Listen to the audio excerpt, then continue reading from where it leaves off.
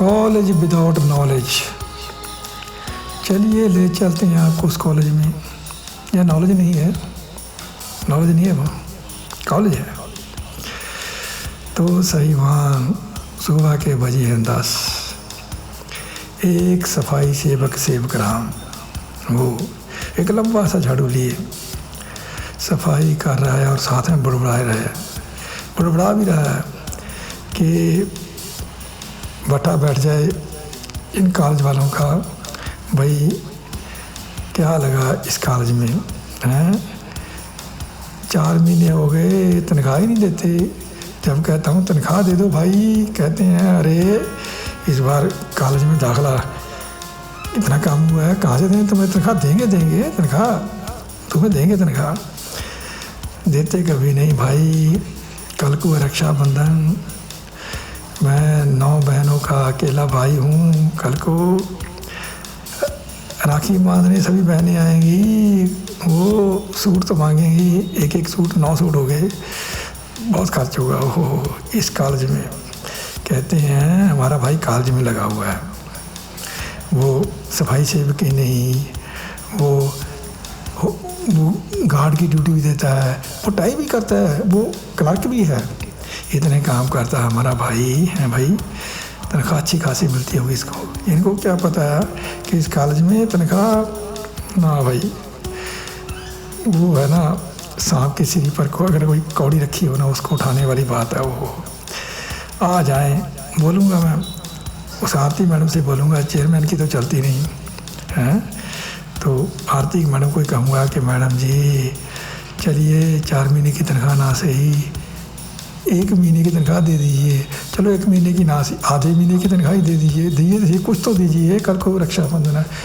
कहूँगा तो बुड़बुड़ा रहा था बेचारा। तभी भगवान ने उसकी सुन ली। आ गए चेयरमैन, वो आरती मैडम और चेयरमैन का बेटा एक कार में।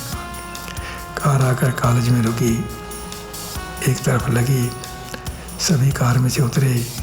पहले उतरी आरती, मिसेज आरती गौतम, जो वाइस चेयरमैन थी कॉलेज की, और फिर उतरा चेयरमैन का लड़का सुमित।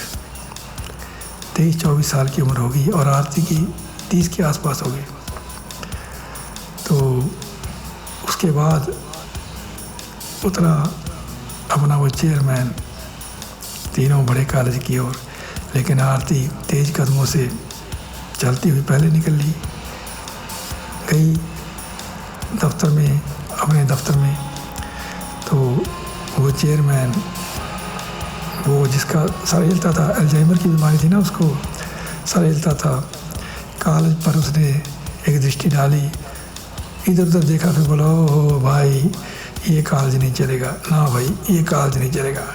अरे पापा शो बोलो, आप जब देखो कहते रहते हैं ये कॉलेज नहीं चलेगा ना भाई ना, तुम्हारी भाभी है ना, ये कॉलेज चलने नहीं देगी भाई, ये कॉलेज नहीं चलेगा।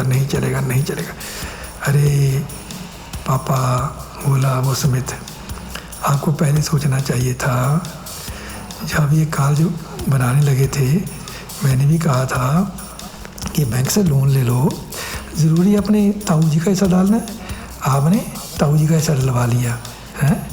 अब ये उनकी बहू रानी, हमारी भरजाई, हमारी भाभी जान है, ये तो कॉलेज जाएंगी, इनका जी नहीं लगता घर में। वो भाई साहब तो, इनके हस्बैंड तो गए हुए हैं कनाडा, उनके साथ गई नहीं है, और अकेले घर में जी नहीं लगता, अभी यहीं आएगी। अरे बेटा वो बात नहीं है, ये जो फैसले करती है ना भाई, इसके फैसलों ने तो लगता है ना ये कॉलेज नहीं चलेगा भाई, ये कॉलेज नहीं चलेगा। अरे पापा शुभ बोलो। और पापा कल ये जो आप लोगों ने किया ना, अच्छा नहीं किया। क्या नहीं किया बे?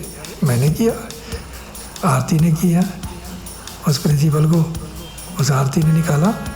अरे पापा चलो निकालना था निकाल देते, लेकिन ये मेरी मनदीप पर ये इल्ज़ाम लगाकर, अरे आज निकला तुम्हारे मुख से, सच्चाई आज निकली।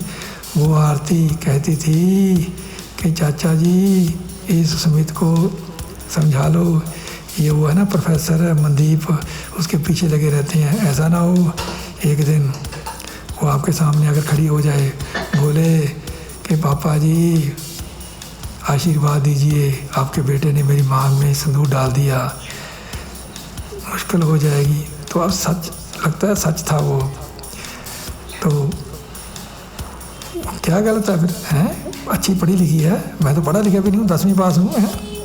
तो क्या हुआ अगर आपका बेटा हूँ, कॉलेज है हमारा, लेकिन वो मुझसे ज़्यादा पढ़ी लिखी है, हैं? ऐसी बहू आपको मिलेगी? अरे बेटा, कल पकड़ी गई ना वो तुम्हारी वो मनदीप प्रिंसिपल के साथ गलत हरकतें करती हुई। अरे पापा क्यों झूठा दोष लगा रहे हो उस पर, हैं?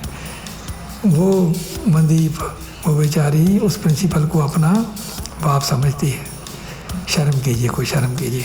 अरे तुम उसकी साइड लेना कर दो बंद, ऐसा ना हो तुम्हारी भाभी ने, उसने तो निकाला प्रिंसिपल को, लेकिन मैं निकाल दूंगा, आज ही निकालता हूँ उस मनदीप को, प्रोफेसर मनदीप को, छोड़ूंगा नहीं उसको।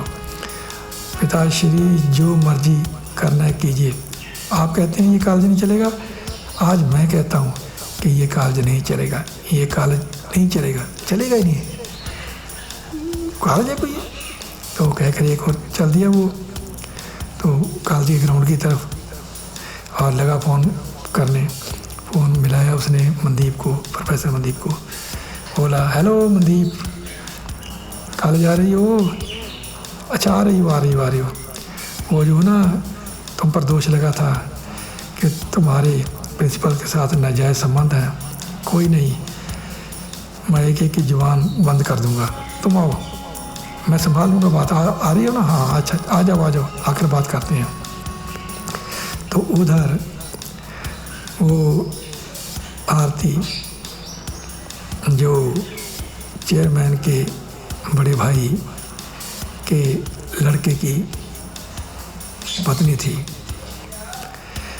और जिसका हस्बैंड गया हुआ था कनाडा, बताया था ना, घर में उसका दिल नहीं लगता था, वो कॉलेज में आ जाती है, अपनी चलाती है, चेयरमैन की चलने नहीं देती। तो इसीलिए चेयरमैन नाराज़ है और बोलता है ये कॉलेज नहीं चलेगा, ये कॉलेज नहीं चलेगा, अपनी चलाती है वो। तो उसके सामने तभी दौड़ाया वो सफाई सेवक राम, बोला मैडम जी पानी। अरे सेवक राम, तुम्हें कितनी बार कहा है कि जब मैं आऊँ तो पहले पानी का गिलास लेकर आया करो, जाओ पानी लेकर आओ। तो सेवक राम गया पानी लेने के लिए, पानी लेकर आया, पानी का गिलास पकड़ाते बोला मैडम जी पता है आपको, कल को है रक्षाबंधन, मैं 9 बहनों का इकलौता भाई हूँ, मेरी बहनें दूर दूर से आएंगी किराया खर्च करके, अब सोचेंगी उनका भाई इतने बड़े कॉलेज में लगा हुआ है तो सूट तो देगा ही, आप ना मेरी तनख्वाह का हिसाब कीजिए। क्या क्या क्या फिर कहना तनख्वाह का हिसाब, ऐसी बात मैंने कहा कई बार, हिसाब किताब की बातें मेरे सामने मत किया करो, हैं? तुम्हें भी प्रिंसिपल की तरह, उस प्रिंसिपल की तरह कल निकाल दिया ना उसने, मैंने तुम्हें भी निकालूं? अरे ना मैडम जी ऐसा मत करना, निकालना मत, चलो जब जी करे दे देना तनख्वाह, चला लूँगा अपना काम। तो जैसे ही जाने लगा सेवक राम, उसने बुलाया, अरे बोलो रुको, हाँ जी, वो जो उसका टर्मिनेशन का लेटर है ना प्रिंसिपल का, वो भी टाइप करना है, जाओ जल्दी से टाइप करके लेकर आओ लेटर। तभी प्रिंसिपल आ गया, वहाँ बाहर से प्रिंसिपल आते ही आरती की ओर मुखातिब हुआ, बोला भाई चेयरमैन साहिबा आपको कष्ट करने की ज़रूरत नहीं है, मैं अपना रेजिग्नेशन लेटर घर से ही टाइप करवा के लाया हूँ, लीजिए ये लीजिए। तो बोली आरती लेटर पकड़कर, प्रिंसिपल साहिब ये रेजिग्नेशन लेटर तुम खुद दे रहे हो ना अपने आप, अपनी मर्ज़ी से, ये क्या सवाल है? प्रिंसिपल ने घूर कर उसे देखा, वो जो आपको जब रखा था ना आपके अपॉइंटमेंट लेटर में जो शर्तें थी पढ़ी हैं आपने? उसमें एक शर्त ये भी थी कि अगर हम निकालेंगे तो आपको 1 महीने की तनख्वाह देंगे, अगर तुम अपनी मर्ज़ी से निकलोगे तो हम 1 महीने की तनख्वाह तुम्हें नहीं देंगे। देखो अब तुम रेजिग्नेशन लेटर खुद दे रहे हो। मैडम जी क्या मूर्ख बना रही हो मुझे, हैं?